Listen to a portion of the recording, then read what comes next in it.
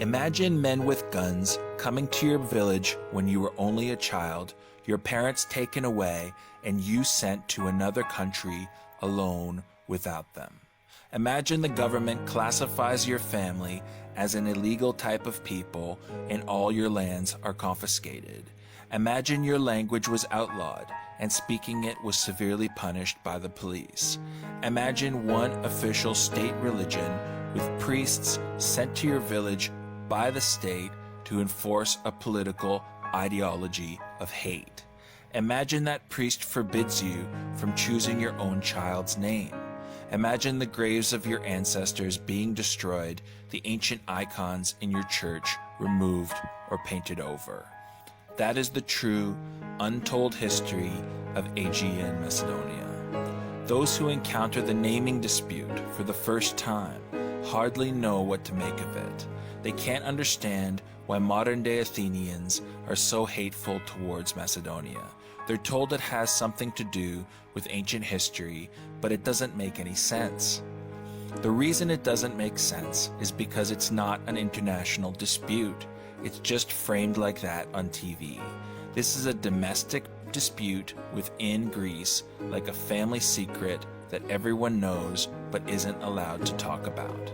And yes, it is about history, but it's the history of the 20th century, not the history of ancient times. The naming dispute is about land. That land is called Aegean Macedonia. It was annexed by Greece in 1913 for the first time in world history. Today, it remains the breadbasket of the Athenian economy. Above all else, this territory is a crime scene. That's the real truth. A crime was committed there, and the perpetrators have never been punished, and the victims have never seen justice. The naming dispute is about Athens hiding the evidence of the most heinous crime that Western people have never heard about. That crime is the brutal ethnic cleansing and cultural genocide of Aegean Macedonia, and the genocide continues today. Between 1918 and 1928, 805 towns and villages were renamed in Aegean Macedonia. In 1927, all Macedonian given names and surnames were Hellenized, so a Georgi had to become a Yorgos and a Popov had to become a Papadopoulos.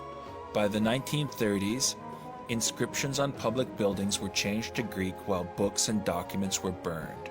Many cemeteries were bulldozed, while in others, the tombstones were replaced.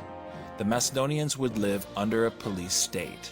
If they dared to express unapproved thoughts or use an unapproved language, they were regularly beaten or imprisoned. Some were sent to concentration camps on islands like Makronisos, where they were sadistically tortured. By 1948, the Detsabegaltsi were taken away from their families and exiled. 44,000 helpless Macedonian children. Their citizenships were revoked, and many would never see their parents again. By the 1950s, Athens and NATO had decided that everyone would be Greek from now on. Even the words Macedonia and Macedonian were forbidden.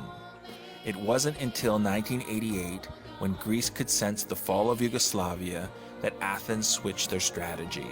For the first time, they allowed the name Macedonia instead of northern Greece. But their Greco-Macedonia was a political, not a historical concept. Modern Greece is a mix of peoples from very different ethnic backgrounds. Many of those claiming to be Greco-Macedonians actually originate in Albania or Turkey, and their great-grandparents spoke Albanian or Turkish.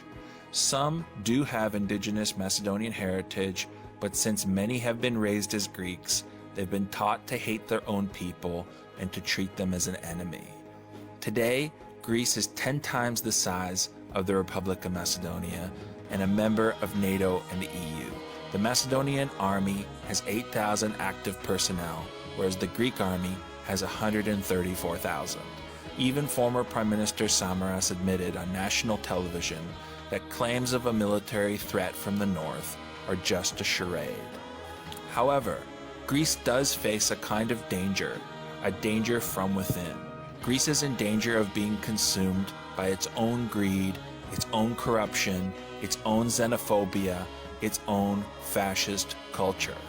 The Greek economy is on the brink of bankruptcy, and its people have been trained from a young age to blame the other for all of their problems. If Greece ever recognized Macedonians, including those who live outside of Greece, they would need to recognize land claims as well. They would need to make reparations. They would need to build monuments to commemorate the atrocities that happened on that land. They would need to admit that their national ideology is a mythology. That's why the Republic of Macedonia must never change its national name, the Macedonia.